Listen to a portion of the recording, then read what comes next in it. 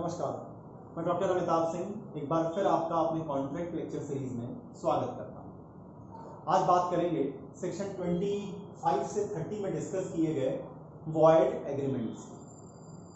Void agreements में पिछले lecture में हमने देखा कि सेक्शन 23 और 24 में इस बात को बताया गया कि अगर किसी एग्रीमेंट का ऑब्जेक्ट और कंसिडरेशन अनलॉफुल होगा, अनलॉफुल की वो 6 कैटेगरी सेक्शन 23 में बताई गई और वहां ये कहा गया कि अगर अनलॉफुल ऑब्जेक्ट होगा या कंसिडरेशन अनलॉफुल होगा तो इस तरीके का एग्रीमेंट वॉइड माना जाएगा। अब सेक्शन 25 से 30 में जब आप देखते हैं तो यहां पर स्पेसिफिक एग्रीमेंट्स को स्पेसिफिकली हमने वॉइड डिक्लेयर किया। कौन कौन सी? सेक्शन 25 को जब आप देखेंगे तो यहां लिखा है कि एग्रीमेंट अगर विदाउट कंसिडरेशन है तो वो वॉइड होगा। सेक्शन 25 का जो एनालिसिस है वो एक सेपरेट लेक्चर में आपके सामने रखी जा चुकी है, नो एग्रीमेंट विदाउट कंसिडरेशन के नाम से। आप उसे मेरी कॉन्ट्रैक्ट लेक्चर सीरीज में जाकर देख सकते हैं। अगला जो इसमें सेक्शन आता है वो आता है सेक्शन नंबर 26।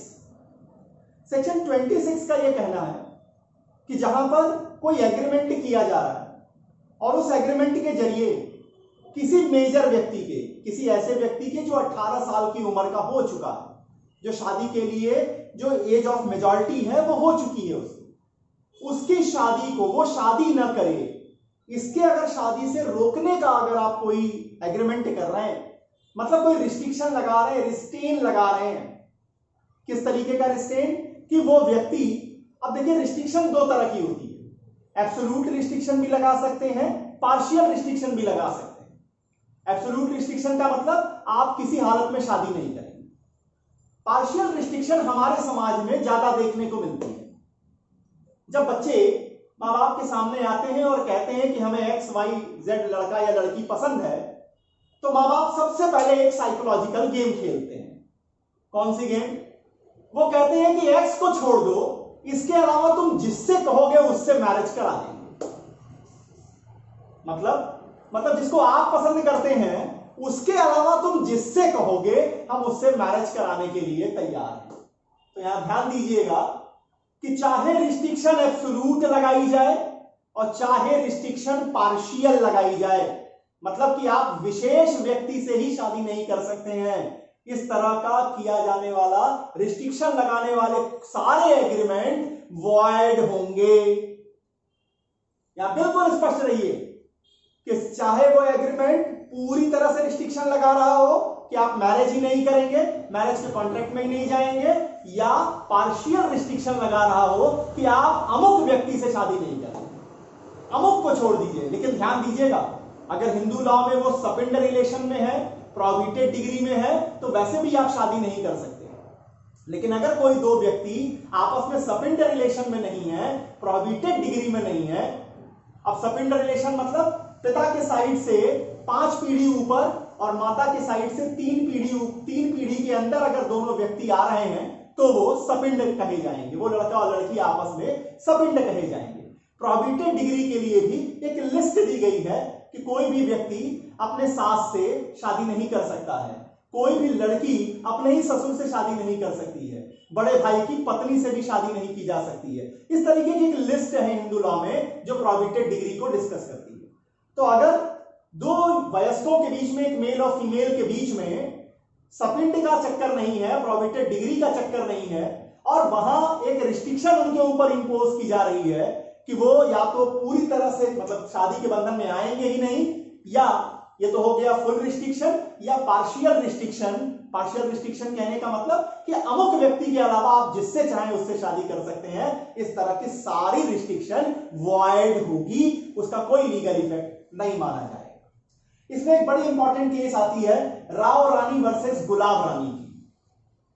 ये केस देखिए क्या थी, इसको मैंने विडोज एग्रीमेंट लिखा है ताकि आप इसे आसानी से याद कर सकें। यहां एक व्यक्ति एक्सपायर होता है, उसकी 2 पत्नियां रहती हैं। अब ये दोनों पत्नियां आपस में एक एग्रीमेंट करती हैं कि उन दोनों में से जो भी रीमैरिज करेगा वो मृतक पति से मिली हुई जो प्रॉपर्टी का जो शेयर है वो फोरफिट हो जाएगा। अब ये मामला कोर्ट पहुंचता है कि ये एग्रीमेंट तो रिस्टेन मैरिज का एग्रीमेंट है। कोर्ट ने कहा कि नहीं, ये रिस्टेन मैरिज का एग्रीमेंट नहीं है। यहां पर तो सिर्फ एक व्यवस्था दी गई है कि अगर आप रीमैरिज करती हैं, दोनों में से जो भी रीमैरिज करेगा, किसी और व्यक्ति से शादी करेगी, तो जो पहला मृतक पति है जिससे प्रॉपर्टी मिली है वो शेयर आपका फोरफिट कर लिया जाएगा। ये रिस्टेन ऑफ मैरिज का केस नहीं बनता है। रिस्टेन ऑफ मैरिज की जो केस बनेगी वो उन संदर्भों में बनती है जहां व्यक्ति ने शादी न कर रखी। अब आइए सेक्शन नंबर 27 पे आते हैं। इंपॉर्टेंट सेक्शन है, restraint to business, trade and commerce. यहां काफी थोड़ा ध्यान दीजिएगा। सबसे पहले देखते हैं कि आखिर सेक्शन 27 का बेयर क्या कहता है।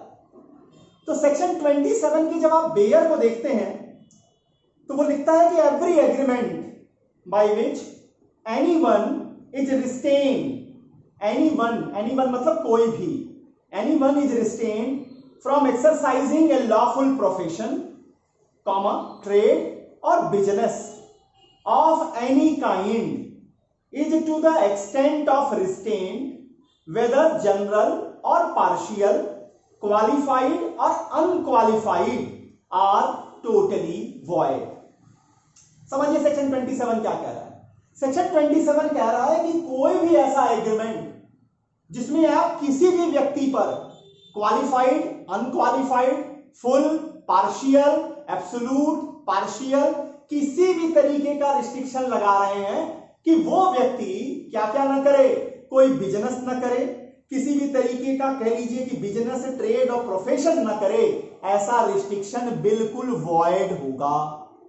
अब इसको अगर आसान भाषा में कहें तो मान लीजिए कि आप एक जगह पर आपने एक प्रोविजन स्टोर खोला हुआ है, आपने एक घर के सामान डिलीवर करने के लिए आपने एक प्रोविजनल स्टोर खोला हुआ है और आपके बगल में ही एक व्यक्ति और जो है वो सेम तरीके का प्रोविजन स्टोर खोलना चाहता है।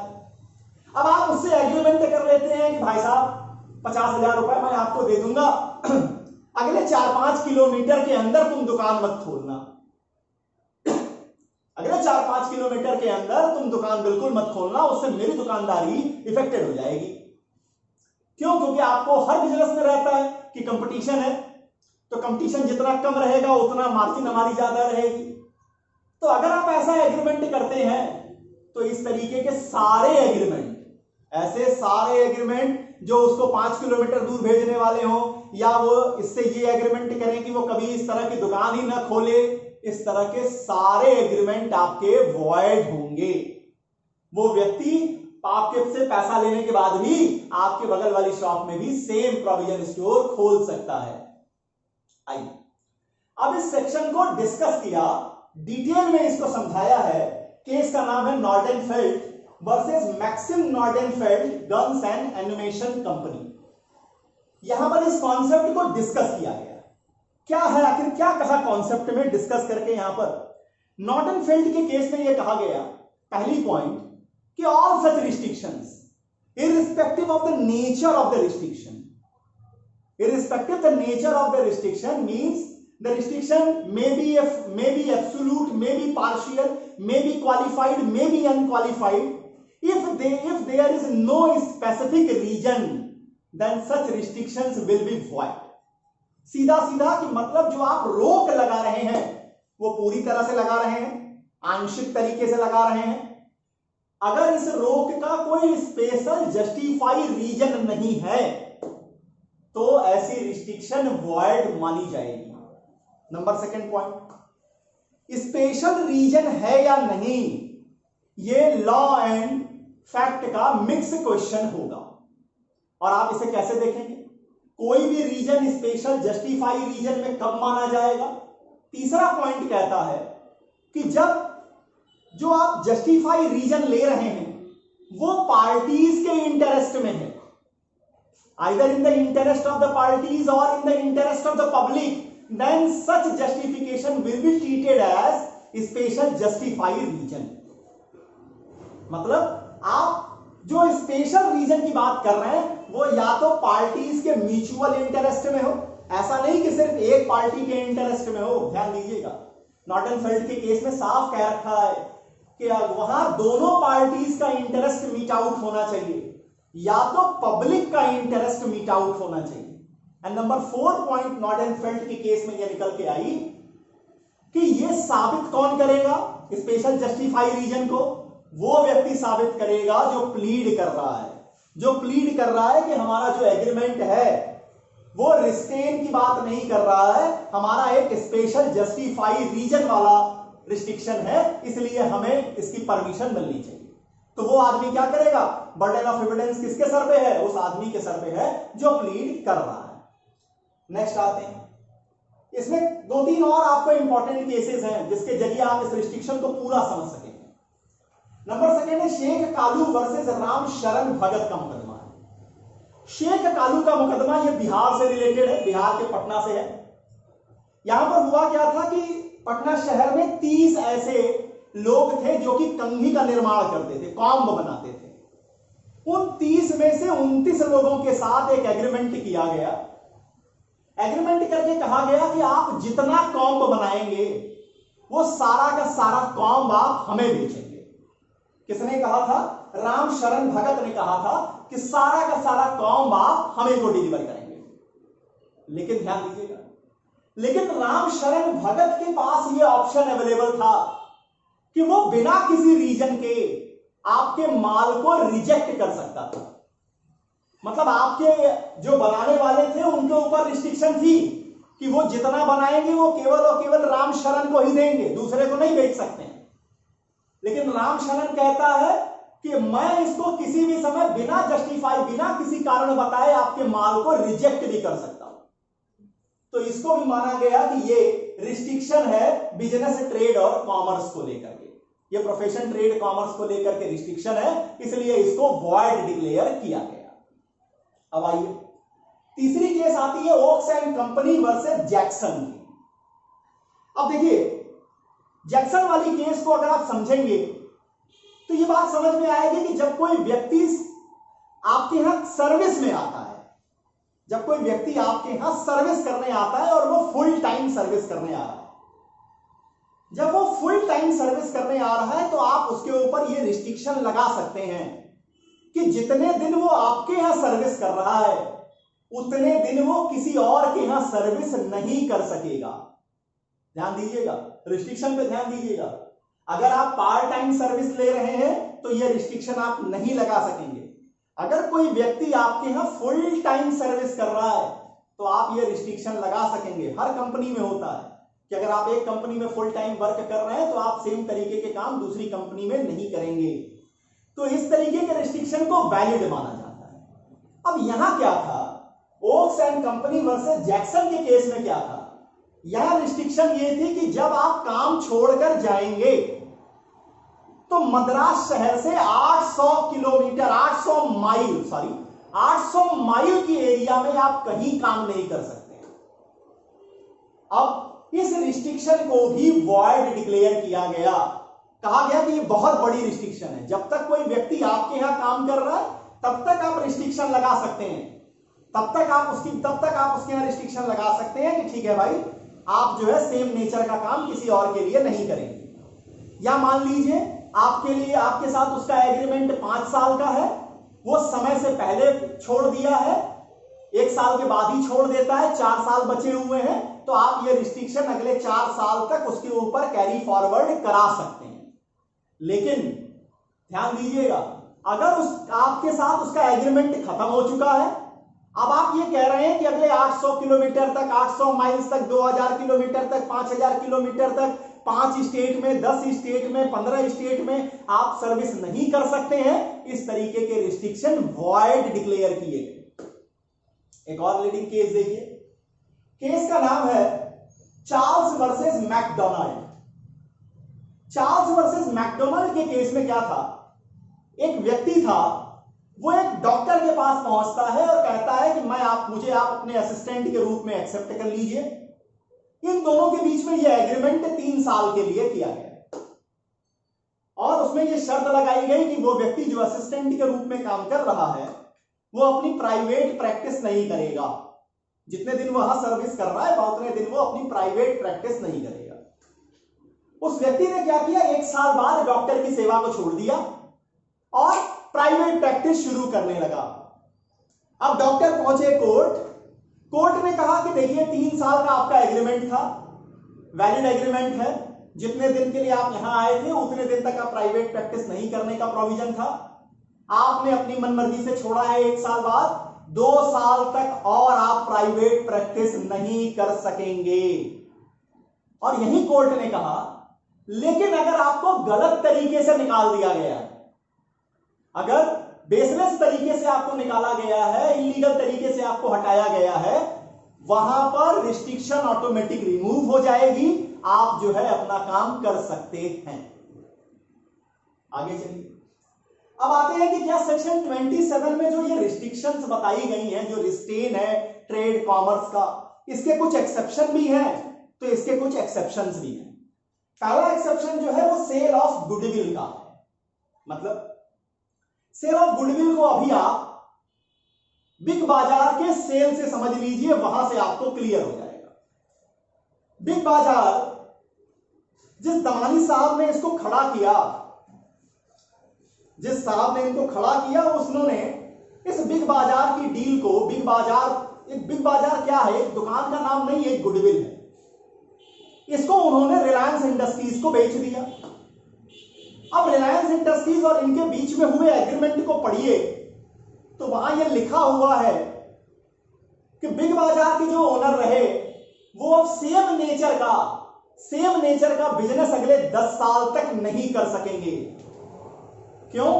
क्योंकि अगर आपका बिजनेस इस तरह से बढ़ गया है कि उसकी गुडविल बन गई है और आप उस गुडविल को एज ए प्रॉपर्टी सेल कर रहे हैं, तो आपके ऊपर यह रिस्ट्रिक्शन लगाया जा सकेगा कि आप सेम तरीके का बिजनेस एक खास एरिया में या एक खास टाइम पीरियड तक के लिए नहीं कर सकेंगे।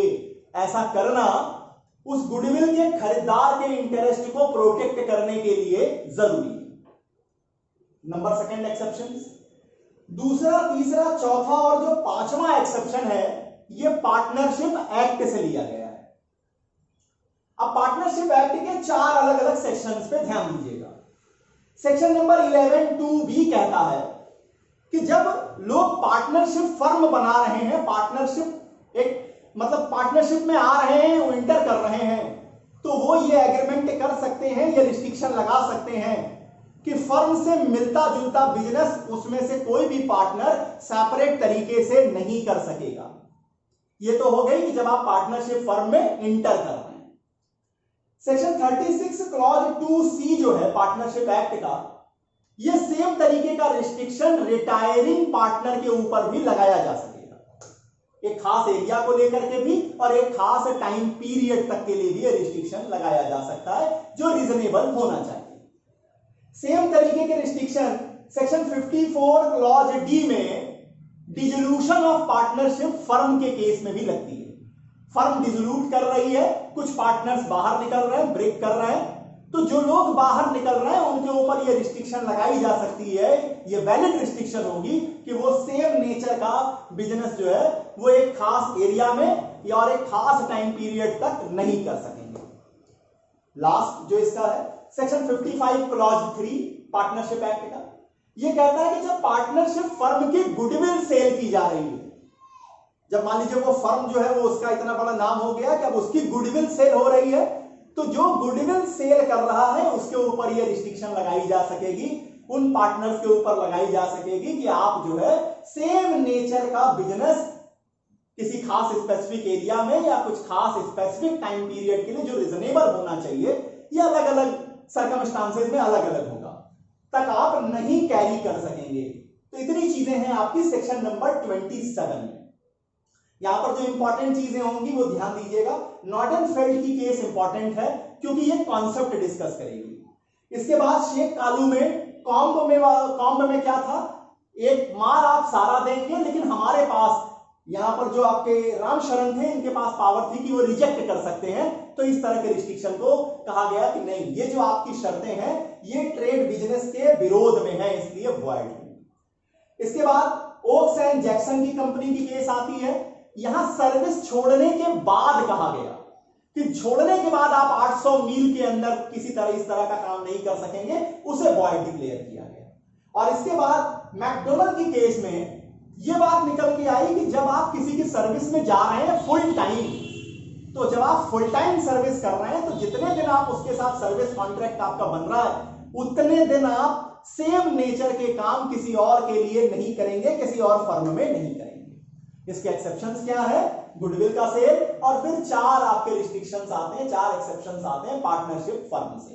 पार्टनरशिप में इंटर करते समय, रिटायर होते समय, डिसोल्यूशन के समय और गुडविल के सेल के समय ऐसे रिस्ट्रिक्शन लगाए जा सकेंगे। अब आते हैं सेक्शन नंबर 28 पे। सेक्शन 28 कहता है रिस्ट्रेंट ऑफ लीगल प्रोसीडिंग्स। मतलब क्या? सेक्शन 28 का कहना है कि अगर कोई ऐसा एग्रीमेंट किया जा रहा है जिस एग्रीमेंट के जरिए किसी व्यक्ति को अपने लीगल राइट को एग्जीक्यूट कराने का जो राइट होता है, मतलब आपका अधिकार बनता है और आप उस अधिकार का एग्जीक्यूशन कोर्ट से करा सकते हैं, कोर्ट में केस लाकर आप उसे इंप्लीमेंट करा सकते हैं। तो अगर कोर्ट जाने के आपके राइट को रिस्टेन किया जा रहा है, या जितना दिन आपको लिमिटेशन पीरियड में मिला हुआ है, लिमिटेशन एक्ट में मुकदमे को लाने के लिए अलग अलग मुकदमे में अलग अलग टाइम पीरियड बताई गई है। कहीं पर 6 महीने है, कहीं 1 महीना है, कहीं 2 साल है, कहीं 3 साल है, कहीं 10 साल है, कहीं 12 साल है, रिस्टिट्यूशन जैसे केसेस में 12-12 साल है। तो जहां अगर इस तरह का एग्रीमेंट किया जा रहा है कि ये जो लिमिटेशन की टाइम पीरियड है इसको कम किया जा रहा है, तो इस तरह की रिस्ट्रिक्शन वॉइड मानी जाएगी। देखिए सेक्शन 28 का बेयर क्या कहता है। सेक्शन 28 के बेयर का कहना है any agreement by which a party is restricted absolutely from enforcing his right under or in respect of any contract by the usual legal proceedings or which decreases the time period within which he may thus enforce his right is void to that extent। उस सीमा तक जहां तक आप उसे restrict कर रहे हैं void होगा। क्या सेक्शन 28 का कोई एक्सेप्शन है? सेक्शन 28 के एक्सेप्शन है। आप ये एग्रीमेंट कर सकते हैं कि अगर पार्टीज के बीच में डिस्प्यूट जो पैदा हुए हैं या जो फ्यूचर में पैदा होंगे, इनको कोर्ट में ले जाने के पहले हम आर्बिट्रेशन में जाएंगे या आर्बिट्रेशन में जाना होगा। इस तरीके के रिस्ट्रिक्शन को वैलिड रिस्ट्रिक्शन मानी जाएगी, वो वॉइड नहीं होगी। अब आइए सेक्शन 29 क्या कहता है। सेक्शन 29 कहता है कि एग्रीमेंट्स जिसकी कोई मीनिंग ना हो, जिसकी मीनिंग अनसर्टेन हो, इस तरीके के एग्रीमेंट्स वॉइड होंगे। अब अनसर्टेन का मतलब ए और बी आपस में, ए जो है वो अपना घोड़ा बी को बेचता है, 10,000 रुपए में घोड़ा बेचता है। बी कहता है कि अगर आपका घोड़ा मेरे लिए लकी साबित हुआ मैं 5,000 रुपए और दूंगा। अब प्रश्न उठता है कि घोड़ा लकी साबित होगा या नहीं होगा, इसे कौन फिक्स करेगा और किन सर्कमस्टांसेस में कहा जाएगा कि बी के लिए घोड़ा लकी है और किन सर्कमस्टांसेस में कहा जाएगा कि घोड़ा लकी नहीं है। तो ऐसी सिचुएशन में यहां जो एग्रीमेंट किया गया इसकी कोई मीनिंग नहीं निकल के आ रही है, तो ये एग्रीमेंट सेक्शन 29 में वॉइड एग्रीमेंट होगा। अब आ जाइए सेक्शन नंबर 30, वेजरिंग एग्रीमेंट्स की बात कर रहा है। वेजरिंग एग्रीमेंट को भी वॉइड डिक्लेयर किया गया है। अब पहले समझिए कि वेजरिंग एग्रीमेंट क्या है। वेजरिंग एग्रीमेंट के मतलब बाजी का एक तरीके का बाजी की घटना। इसको आप और आसान शब्दों में कहें कि फ्यूचर में मान लीजिए किसी बात के फिक्स होने पर 2 लोग आपस में शर्त लगा देते हैं। शर्त लगा देते हैं कि अगर फॉर एग्जांपल सबसे ज्यादा हमारे देश में इस तरह के वेजरिंग एग्रीमेंट क्रिकेट के फील्ड में लगते हैं। भारत का किसी के साथ मैच हो रहा है, लोगों ने सट्टा लगाना शुरू कर दिया, भारत जीतेगा या इंग्लैंड जीतेगा या ऑस्ट्रेलिया जीतेगा, जिसके भी मैच है। अब वेजरिंग के तौर पर किए गए सारे एग्रीमेंट वॉइड होते हैं। अब पहली चीज समझिए कि वेजरिंग का मतलब क्या। यहां जिन चीजों को आप बाजी के तौर पर या कह लीजिए कि वेजरिंग के तौर पे कह रहे हैं, यहां पर स्किल का कोई रोल नहीं है। यहां पर स्किल का कोई भी रोल नहीं है। यहां सिर्फ इतना होना है कि फ्यूचर में एक बात को पता चलनी है, उस बात पर दोनों पार्टी जीत सकती है, या मतलब आप समझिए दो पार्टी है, एक पार्टी जीतेगी एक पार्टी हारेगी। दोनों पार्टी के जीतने और हारने का जो चांस है वो 50-50 है। अगर इस तरीके का कहीं कोई एग्रीमेंट है तो उसे हम वेजरिंग एग्रीमेंट कहते हैं, और वेजरिंग एग्रीमेंट बिल्कुल वॉइड होंगे। इसका एक एक्सेप्शन है कि अगर हॉर्स रेसिंग हो रही है, हॉर्स रेसिंग के विनर को अगर प्राइज दिया जाना है, कुछ शुल्क, कुछ पैसे दिए जाने हैं जो 500 रुपए या उससे अधिक हैं, तो उनको दिए जाने वाला ये जो शील्ड है, ये जो पैसे हैं, ये वेजरिंग एग्रीमेंट में काउंट नहीं होंगे, वो वॉइड नहीं होंगे। क्यों? क्योंकि हॉर्स रेसिंग बाजी नहीं है। हॉर्स रेसिंग में दो लोगों का टैलेंट काम करता है, एक उस हॉर्स का, दूसरे उस हॉर्स राइडर का। ये एक टैलेंट से जुड़ा हुआ गेम है, इसे आप बाजी की तरह न समझें। इसलिए हॉर्स रेसिंग को वेजरिंग एग्रीमेंट के एक्सेप्शन के रूप में देखा जाता है। वेजरिंग का और अगर एक्सेप्शंस को अगर आप समझना चाहें, वो सारे दिए जाने वाली प्रतियोगिताएं जहां पर मस्तिष्क का इस्तेमाल किया जाना है, जहां आपके टैलेंट का इस्तेमाल है। जैसे जितने भी क्विज कंपटीशन होते हैं, चाहे वो लॉ के फील्ड में हो या किसी फील्ड में हो, वहां पर क्या है, एक व्यक्ति की मेमोरी चेक होती है, उसकी स्किल की चेकिंग होती है, इसलिए उसे आप वेजरिंग एग्रीमेंट नहीं कहेंगे। सेक्शन 30 पर एक इंपॉर्टेंट केस आती है, Carlill versus Carbolic Smoke Ball company. Carlill versus Carbolic Smoke Ball company में जस्टिस हॉकिंस बैठते हैं। यहां हुआ क्या था, पहले यह समझ लीजिए। कार्बोनिक स्मोक बॉल कंपनी ने एक दवा बनाई थी, इन्फ्लुएंजा उस समय फैला हुआ था, इन्होंने एक दवा बनाई थी और कहा था कि जो कोई हमारी मेडिसिन को यूज करेगा, अगर उसके बाद भी उसे इन्फ्लुएंजा हो गया तो हम उसे 100 पाउंड देंगे।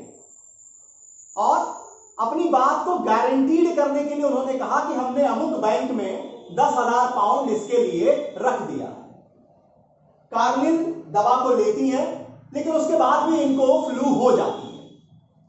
अब जब ये कोर्ट में जाती है कंपनसेशन के लिए, तो जो बाकी ग्राउंड दिए गए कंपनी की ओर से ये कहा गया कि ये एक वेजरिंग एग्रीमेंट है, जिस पर जस्टिस हॉकिंस ने कहा कि नहीं, ये वेजरिंग एग्रीमेंट नहीं है।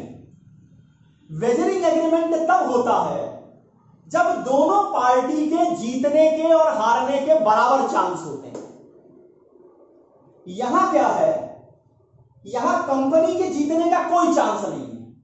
कंपनी हर हालत में, भाई अगर आप मेडिसिन लेंगे, अगर आपको इन्फ्लुएंजा नहीं होगा तो कंपनी को कुछ आप अलग से तो देंगे नहीं, आपको कंपनी से कुछ मिलेगा नहीं, लेकिन आप बाउंड नहीं है कुछ और देने के लिए।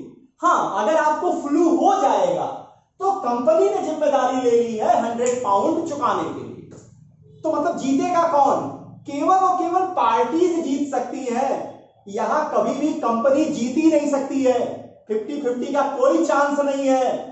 ऐसे सर्कमस्टांसेस में ये जो आपका एग्रीमेंट है, ये वेजरिंग एग्रीमेंट में नहीं माना गया। यहां जस्टिस हॉकिंस ने कहा कि वेजरिंग एग्रीमेंट के लिए 4 शर्तें हैं। क्या क्या? It must be a promise to pay money और मनी इज वर्थ, या तो आपने वादा किया हो पैसे देने का या पैसे जैसी मूल्यवान चीज देने का। प्रॉमिस किस बात पे है?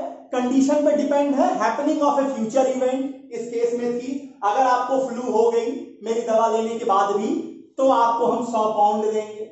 नंबर 3 वो कहते हैं both parties can not lose or both parties can not win, या आसान शब्दों में one party should win, other party should lose and the chances of win and lose must be 50%। कहने का मतलब दोनों पार्टी में से एक पार्टी जीतेगी, दूसरी पार्टी हारेगी। जीत और हार के चांसेस दोनों पार्टी के लिए बराबर बराबर होने चाहिए। तो ये शर्तें Carlill versus Carbolic Smoke Ball company में कंपनी के साइड से पूरी नहीं होती है, इसलिए इस एग्रीमेंट को वेजरिंग एग्रीमेंट नहीं माना गया और कर्लिन को 100 पाउंड कंपनसेशन दिलाने का आदेश कोर्ट ने दिया। इतनी बातें हैं सेक्शन 25 से 30 में डिस्कस किए गए वॉइड एग्रीमेंट्स को लेकर। कॉन्ट्रैक्ट लेक्चर सीरीज में अगले टॉपिक के साथ जो कोसाई कॉन्ट्रैक्ट होगा, सेक्शन 68 से 72 में डिस्कस किए गए कोसाई कॉन्ट्रैक्ट को लेकर आपके सामने उपस्थित होऊंगा। तब तक के लिए बहुत बहुत धन्यवाद। नमस्कार।